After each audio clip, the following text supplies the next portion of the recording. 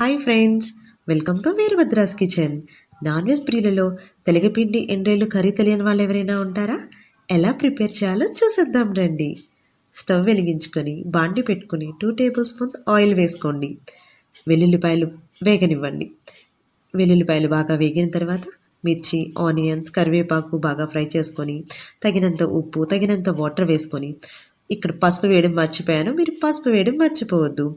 తెలగపిండి వేసుకొని మూత పెట్టేసేయండి. బాగా మగ్గిన తర్వాత మూత తీసుకొని బాగా కలుపుకొని పొడి పొడిగా అయ్యే వరకు అలానే ఉంచండి.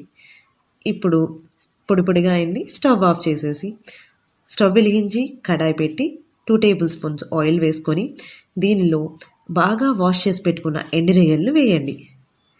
ఎండురొయ్యలు బాగా వేగిన తర్వాత ఉప్పు, కారం, పసుపు వేసుకొని బాగా కలుపుకోండి. తెలగపిండిని, ఎండురొయ్యల్ని మిక్స్ చేయండి.